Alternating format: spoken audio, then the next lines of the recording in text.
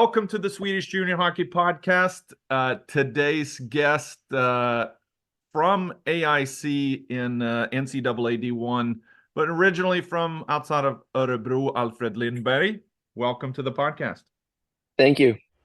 This episode is brought to you by Scandlux, your home for Scandinavian luxury products for the U.S. market. You can find us at scandlux.com. So I know we've got a little bit of a time crunch because today is Masters, third day of Masters, I guess. Correct, yeah. So this will be released probably a week after that, so everybody will know the results. But why don't we start? So where are you at right now? Geographical. No, I'm still at school. So in Springfield, Massachusetts, just outside of Boston. So yeah. Well, I thought it would be fun to have you on. First year in college, we've had, who else did we have on? Malinovsky that was on from AIC. And how many Swedes are on the squad there in Massachusetts? So this year we had, I think we were 8 Swedes. And then next year, and 2 are leaving, and 2 more is coming in, I think. Okay. So yeah, we'll be 8 next year.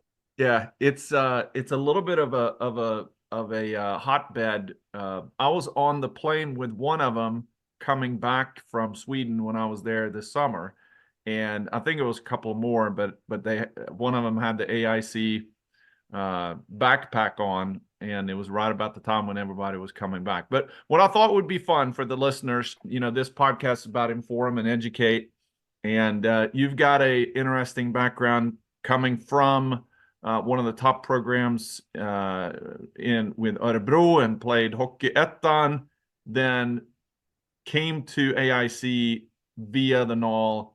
And, I think it'd be good for a lot of people that are wanting to come this way from Sweden or people from the US or Canada to kind of know what's it like for the Swedes that are coming over here and then making it to college. So why don't we start? Elite prospects is what I'm looking at on my second screen here. Hallsberg outside of where's Hallsberg for those who don't know where Hallsberg is? It's like 30 minutes outside of Orebro, which is 2 hours south of Stockholm. Yep. So it's right around there. Yep. And did you grow up as an Orebro fan? Or my grandfather was a big Leksands fan, so that was always your Leksand too. So we just I just had the episode. The episode before you will be released is with Brockman Pettit, and we reminisce of his time taking Leksand to the SHL. I grew up in Leksand. For those who never listened to this, it's a pretty common theme coming through. So, did you grow up a Leksand fan? I guess if you ask my grandfather, yes. If you ask me, I don't really know. It was hockey wasn't that big in my family growing up. Actually, it was my dad never played. My mother grew up in a rink with my uncle my mother's brother played. My grandfather played before that, and he was the one who put me and my brothers on skates. So, like in our home when we grew up, hockey wasn't like number one. It started to get more like it's when I started to play more and liked it, and my brother started playing, it just exaggerated more. But my dad actually said when I was born that I was never going to play hockey, so that was a little interesting, actually. Yeah. Well, for those who don't know, so we just finished up, I believe it was yesterday. So today, when we're recording this, is Saturday on the 13th, and I believe yesterday, Orebro was in the final for the J20 Nationals and just lost to Skellefteå, but has been, I would say, top 4 team in juniors, both the J18 and J20 for the last, how long? I don't know, 5 or 6 years? Yeah, no, I agree. Yeah, I think it started around that time. So we were the first, when I played U16 there with Orebro, we were the first Orebro team to take a medal in the SM playoffs. We took a bronze there. I think it was like 16, 17 or something like that. That was my first year in Orebro. And then after that, they took I think J20 took a bronze medal a couple of years after. And then now my brother, they won today, the J18 again. So they won back to back. So it's good to see like the program is getting better. There were a lot of changes before around the time I started to play there, and when I left, with they built a new gym, they had new like all they reconstructed basically everything to maximize it, and it's fun to see that it pays off. Yeah, and they've got a little bit of a, and I wanted to get your opinion on this. You're one of the local kids, but they like to bring in kids at the U16 level and not at hockey gymnasium. So they bring kids in from and are recruiting a little bit earlier. Isn't that kind of been the model? Yeah, no, definitely. So back when I played, it was basically what happened was when they started to do the TV Pucken tryouts and stuff, the guys who made a TV Pucken team usually was the guys who played U16 with Orebro. Yep. Now it's not. It's maybe the core is still the same. That the TV Pucken guys is still the core, and then they take in some other guys too. But yeah, now lately they've been recruiting really early, and I don't know what I think about that. I think for me that was the best thing that happened. I think I was caught from the O1's TV Pucken team, and then I had to go back to Hallsberg and play one more year, or I played like half a year, and then they wanted me back in there. So that was good though, because then I got to play a lot, and that's been like the theme of my career. I always try to prioritize to play more than maybe in a better team, if that makes sense. Yep. I know the only thing that's gonna make you better is if you get ice time and opportunities. So that's been what I look for, and I think that was good for me to get back and play more. Yeah. So if we look, you're a 2002 birth year, centerman, 5'11", 185. And so you ended up going to hockey gymnasium. Did you, in Orebro, did you then live at home, or did you live there at the rink? No, I lived at home. That was probably the reason I stayed in Orebro. I had a good U16 year, so I had some options to move away from home, but it came down to me. I realized that I wasn't mature enough to take care of myself at like 15, 16 years old. So the easy choice was to stay, and I knew the program in Orebro was good, so Well, that was an easy decision. it was really good. But then, of course, so when did you switch over to Karlskrona? And I think that this is a good kind of for those who don't know how the system is. I have my questions on that, and I have my assumptions, but explain why you left after. So you played one season, or when did you leave? Was that after your third year in Orebro? Uh, Or I second? think it was my fourth year. Okay, in terms of a hockey gymnasium. Oh, hockey gymnasium, yeah, my second year, yeah. Your second year. But why did you Yeah. leave to go to Karlskrona, who also was in J20 National, but arguably not one of the top teams? No, not at all. No. So the process was I like, yeah, if you look at my prospects, I had a pretty good last J18 year there in Orebro with scoring points and everything. And Yep. I've like always seen myself as like an offensive player. I like to play with the puck, and I like to play that way. And then when we had these meetings with Orebro, with how like the stuff from J18 to J20 was going to be, uh, we had some different opinions about it and stuff. So, and I just felt like for me, it felt like I'd been there for so long, which I had been there for 4 years. I think like two U16 and two J18 years. So it was like, I don't know, when they told me how they looked at it and what guys they were bringing in and like how my role was going to be, and then everything of that just made me kind of want to try something new. Yep. So I was actually looking to go over to North America already then, but then COVID hit before we could finish our season. So that wasn't really an option. So I started to talk around with some teams, and I signed with Karlskrona, or signed, like I went over there. before they got degraded from the Hockey Allsvenskan with their senior team. So that was kind of the whole process that I thought would be good for me to go to a J20 national team that also had a Hockey Allsvenskan senior team, Yep. because that could be a good step into this to the pro hockey. Unfortunately, now then they get degraded. So, and then I was already there. So I talked to a few other teams with the same situations, but Karlskrona seems like the best fit. And then yeah, luckily they got degraded, which was yeah, it wasn't great, but it turned out pretty good anyway. So Yeah, and that's where I'm getting to. I mean, I know that. So the way I look at that is playing J20, what was then called Super Elite, now it's called J20 National. Orebro, one of the top teams. It's really, really tough competition. And yeah, making that move, I mean, if you would have been stuck there in J20, you would have been in a different role than you are in Karlskrona, where you're now getting more playing time, better development, more opportunities. I would argue playing Hockeyettan in Karlskrona versus if they were in Allsvenskan also provided you with more opportunities than if they would have been in Allsvenskan, perhaps. both. I mean, Yeah. the whole thing in Karlskrona was that, you know, they went from SHL to Hockeyettan in like Yep. 3 or 4 years. So Because of financial issues. yeah, Yeah.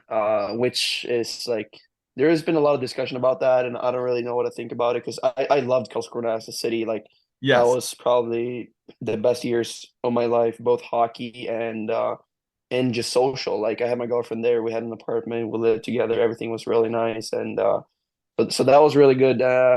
That was like the same situation as Mora was in. You know, they had a smaller rink. Mora was not forced to build a bigger one. Karlskrona was forced to build a bigger one, which put them in this situation. Yes. So no, the whole city and whole like organization there was built like an SHL organization because they just a few years before they were in SHL. So you know when we came up there as we weren't even last years of juniors. We had 2 more years of juniors, and we came up there and we were going to play with their Hockeyettan team. There were a lot of the coaches were not they didn't really want to take the chances on us. They brought in some older guys that had lack of motivation, and just the climate wasn't good enough. So I don't know. It says on there I think I played like almost like 40 games or Yep. something. I don't know if I even touched the ice more than like probably 90 minute total over 2 years. So I didn't really play a lot, but it was good because there was some really good players there who played in the SHL and KHL. There were some that played in the Swiss League, some in the AHL. So there was like good players they brought in there, which you could learn a lot from, and that was probably the biggest thing for me, that I could work out with those guys all day or every day and be on the ice and pick up small things, which helped me a lot. Yeah. So let's talk about, so how did you end up, where did the interest to go to North America come from the beginning? Because not a lot of people are looking that way. And for me, I think it's a huge opportunity to kind of follow the path that exactly how you've gone.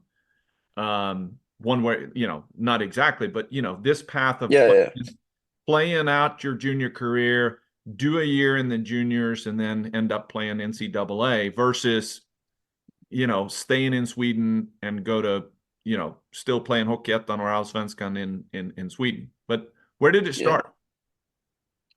So first it started with I got invited to go to Cornell.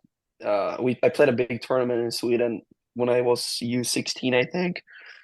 And I got to go there on like a summer camp. Yep. So I was there for like 4 days, I think. We played a few games, had a few practices, and like showed us the area. And that's when I like realized, oh shit, this is really cool. I want to do this. What part of it was what was the part that was attractive? I mean, yes, it's a different country, but what was the first? Do you remember the first time you walked into the rink at Cornell? Yeah, I do.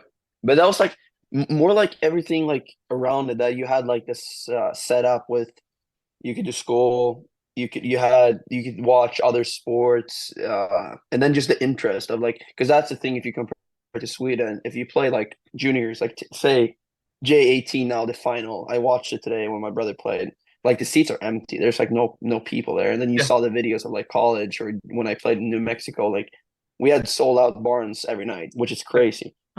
So that's where I like, yeah, this is really cool. And then no, I just thought it would be cool to try something else. And then yeah, like we've said, like I wasn't that guy who was, expected to play SHL right after J20 or even play Hockey Allsvenskan, I knew I was kind of a late bloomer. Like I think I've been better and better these last few years. So for me to get these 4 more years to like develop and not have, there's still pressure, but like if you play pro, there's another kind of pressure. And I kind of learned that when I played in Karlskrona.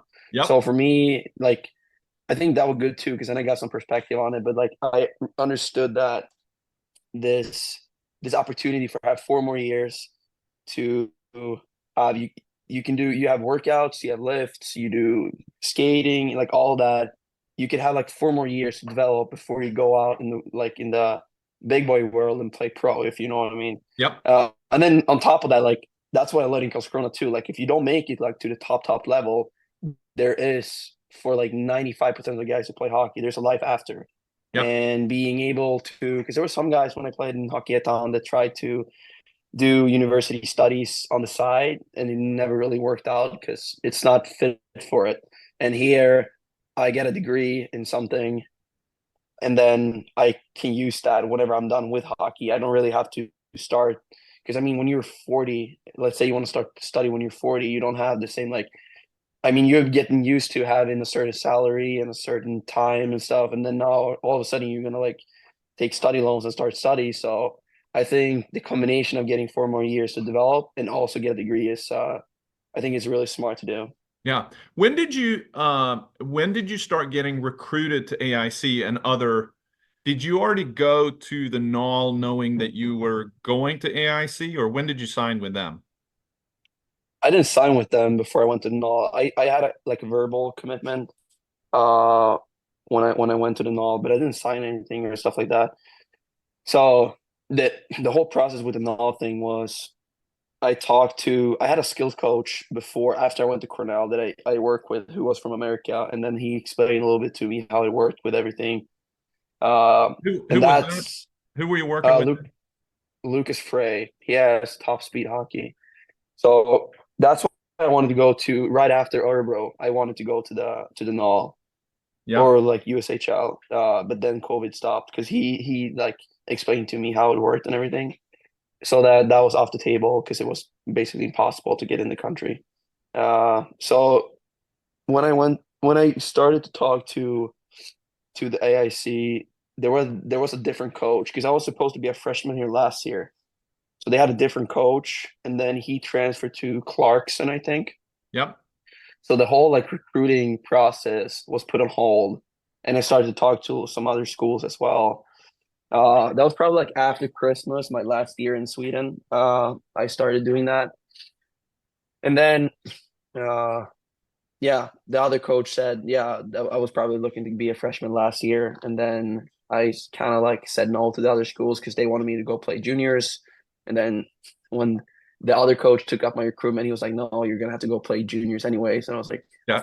I didn't really want to do it because I wanted to like start school But earlier. So now you realize how rare that is to go straight into college from yeah, Sweden. yeah, no, I agree, but at the same time, it's like if I look how I played this year, I think I would have been pretty good last year as well. So Yep. Yep. it's two ways to look at it, but at the end of the day, I'm not in a hurry or anything. So and it was a fun year in Albuquerque. Like I had one of my old teammates from Orebro get Saw that. traded to us, so we lived together and we had all that. We lived like with a really nice family, really wealthy, so they took really good care of us, and we lived right across the street from the rink, so we could walk every day. And the weather was amazing. Played a lot of golf, and yeah, so that was fun too. So I'm not going to complain about that. Yeah. And it allows you to get a little bit bigger, a little bit stronger. So how was it? How was the transition from you played at a high level in Sweden juniors, and how was that transition over to the NAHL, which is NAHL South, more physical, more older players, completely different game. Even Hockeyettan, completely different game than Hockeyettan, right? Yeah. How was that transition? Did you have to go to camp or did you go straight to training camp? No, I didn't have to go to camp. Because since that I figured the thing with New Mexico came so late because I thought I was going first to be a In freshman college. right away. Yep. And then I almost signed with the USHL team. And then like literally the morning of the day I was signed because I had it printed the thing I was going to sign with the USHL team. And then the coach from AIC called me and asked if I could play in the NAHL instead. And like I had no idea what the difference was. I was like, yeah, because he grew up with our coach in New Mexico and they were buddies. So he knew that if I went there, they could almost guarantee I would play a lot and all that. So before I was going to sign it, the coach from New Mexico called and we talked for like 20 minutes or something. And then I was like, yeah, I didn't really know the difference. So I was like, yeah, why not? So I did that instead. And then when I just came down there to when the season started. Yeah. So Wow. yeah, I didn't. What a whirlwind. And Yeah. but were you ready? Were you surprised how physical it was? Yeah. I've heard. I did Yeah. hear that it was going to be more physical and stuff like that. But also like the thing I think fucked me a little bit was we played the showcase and I had Blaine? I yeah we were in Blaine and I think it was like second game or something. I scored a highlight goal that rolled for like the whole showcase, and after that, there was like every face off, every game, like after whistles, it was like crazy. And that actually ended up ending my like I got hit very late when I was going to get a change, like or like right after Blaine, I got hit. I didn't have the puck. It was late. I was gonna go to change, and he hit me, and I snapped my wrist at three places. So that was like one of those things that uh, really really set me back. And then I got my injury this year as well. So I mean, I've been since I got to North America, I've been a little unlucky, I guess. Well, I mean, on the other hand, 38 games and 33 points in the NAHL is impressive. Let's see how. Let me pull that up because you must have still been in the top, what top half in scoring? Yeah, really. I mean, not that many people ahead of you in scoring, even though you know most of those had 60, 55, 60 games.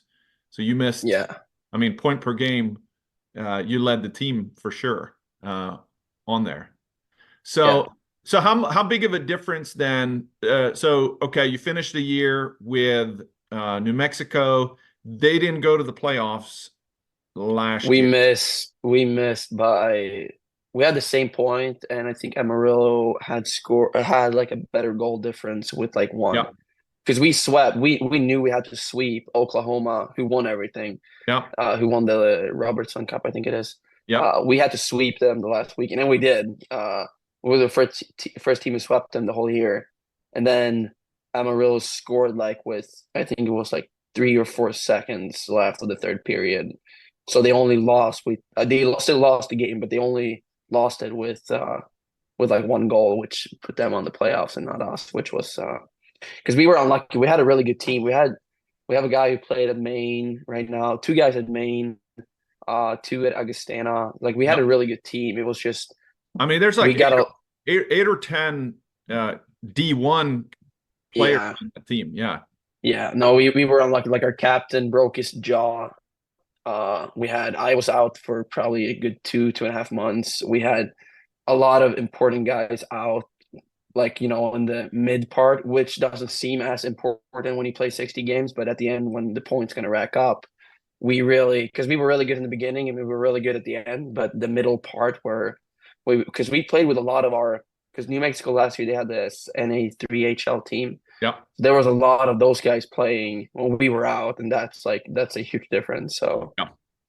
Um, well, that's good. So, and then, one of the guys, of course, that we had on the podcast, Malte Hassa, again, played on Oklahoma, and he ended up being on that team with Oklahoma that won it all. And he is, He signed with a U Sports team now as well in Canada. But okay, so you went home after Albuquerque, said bye to those guys, and said, now I'm going from warm New Mexico to cold Massachusetts. Yeah, And that's so let me ask you about academics before we go in, because I think that it's an important topic. Were you prepared academically since you kind of already knew that you wanted to go and play college? Because a lot of people go through a gymnasium and they take a cakewalk study course or yeah. curriculum. How were you? Did that click in early that you wanted to go that route? Like I had it in my back of my mind, but at the same time, I wasn't when I was in the gymnasium, I wasn't sure if I wanted to play college or what, because the whole point of, especially in my last year, we were so close with Karlskrona to go up to Hockeyallsvenskan. And then I knew that because we had these talks with our with the general manager over the year, and he said that like, yeah, if we make it, we want you to stay. No matter like if we go up, we want you to stay. So that was like kind of my goal, that I wanted to be able to, if we went up, I wanted to play pro right away. Yeah. So I didn't really prioritize school, but like I said, like when I grew up at home, hockey wasn't the biggest thing. Yep. Like my parents were really strict with like if you don't do well in school, you're not going to go skate. So that was as simple as that. So that's like when you have that from when you're a kid, it's so much easier to hold yourself accountable for it, even though when you live on your own, which I did at the end. So I think that was just something, and I've usually always been a quick learner. Like, Yeah. I learn things fairly quick. So school hasn't been super hard. I didn't put that much time and effort into the gymnasium, but I still had good grades and stuff like that, which helped me when I was going to go into college as well. So Yeah. I think Well, it's different if you have trouble learning and stuff. It's way different. But the school system in America compared to Sweden is so different anyway. So it's I wait, wouldn't say you have to. explain that to those that are listening that don't know. Like you mentioned before about the guys that you played with that tried to be a semi-pro playing in Hockeyettan and going to university, Yeah, versus now where you are in NCAA, and that it's made up to allow you to be a student and athlete. Explain yeah, how that works. yeah. First, like you mean how it works here for us? Yeah. Yeah. So I think it differs between like when we play how many games a week and stuff like that. But I know like in the beginning of the year we had workout 6:45 in the morning. We had lifts, so we did that. I think Monday, Wednesday, Friday, and then we skated Monday through Friday. And then we had Sundays we had gym again after our skatings in the beginning of the year. And then you have school. So if you lift at 6:45, you're done by 8. You can go eat, and then you have classes to like anywhere from around 11:30 to 12:1, something like that. And we usually skate at 2 to like 4. So our skates are long, like usually 2 hours minimum. So yeah, you have time to do school, and then when you're done with your skating, you go eat again, and then you can have time for homework and stuff like that. But when you're in Hockeyetown, I mean, we worked out at like 12, skated at 2, and then, there's like, if you're doing school, like if you miss all the classes, you have to pick it up all yourself because, yeah, it just didn't work for those guys. And you travel a lot more when you play Hockeyetown too than we do. So, Yeah. yeah. And it's the same thing for all the opponents that are going to be in the same way, that so the games are made up that way, and that's the focus. So, well, I know you got to run to the Masters. I want to I think it's interesting to have people like you on, because there's people that are going through that, they're going through that process of man, maybe this is something for me. And I always think one of the questions I have is, if you talk to yourself at 17, you're what, 21 now? 20? 2. 22. So 5 years ago And I know you got a brother that, is your brother going to follow? I know he's pretty highly touted. Is this his draft year? Yeah. Yeah. And, he's in a really good spot there. But what advice would you give yourself at 17? Things you know now that you didn't know back then? To just relax, honestly, or not relax in the sense of don't work hard, but like don't stress. Like everything now is getting so stressed, and I read an article about that in one of the Swedish hockey news sites too the other day. That I mean, if you look at our J20 now, it's basically more J18 players than actually J20. Like we don't have to rush it as much as we do. Like you have time. There's gonna be your time is gonna come if you earn it. So just work hard and be patient. Because I don't think the rush is good at all. It's like everything has its time, and when it's your time, everything's gonna find out. So Yeah. I try to tell my brother that, and like our cousin has just started playing now. He's a little bit younger, of course, but like anyone who asked me the same question, because like when I come back to Houseburg in the winters, like when I was home now, I usually go down and skate with some of the teams there or with the younger guys, or just to be on the ice and stuff. And they asked me, usually the coaches ask to the same question, what advice would you give? And it's just that you don't have to stress. Like if you don't play TV Pucken, that's fine. That's like so early, no one even cares about it anyway. Of course, it's a cool experience. I'm not gonna lie, but at the same point, it really doesn't matter. So Yeah. Yeah.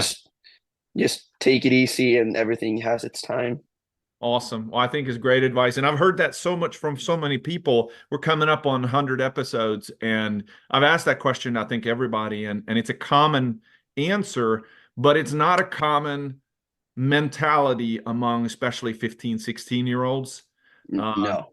And I And like, they're so hyper focused too. I mean, of course you got to be focused, but also you have to have fun on the way. Otherwise, it's all for nothing. You got to enjoy. You got to have fun during the journey. Otherwise, I wouldn't do it if I didn't think it was fun. So you got to make it fun too, because all the early, like when we lift at 6:45, that isn't always super fun. But I mean, you got to go there and have fun some way, and you got to joke around and do stuff. So yeah. just take it a bit lighter, I guess, but at the same time, be very focused. That Yeah. would be my. Awesome. Well, last thing, we got a partnership with TargetAid.com, which is a Swedish organization that helps clubs with fundraising. So we try to partner them and give content to the clubs. One of their initiatives is the Team in My Heart, Klubben i mitt hjärta. Which one does come to your mind for Mr. Lindberg? It's got to be Houseburg. 100%. Okay, Hollisberry, what we're going to do is we'll contact them. We'll make sure that we give a little bit of, I'm sure you're already fairly known there, but we'll give a little extra plug through our portal on targetaid.com. And they may be reaching out to you and say, hey, heard you on Swedish Junior Hockey Podcast. Thank you for coming on and make a story out of it. Thanks for coming on. Enjoy your coffee this morning. And last thing, who are you pulling for in the Masters? Who's going to win? Ludvig Aberg.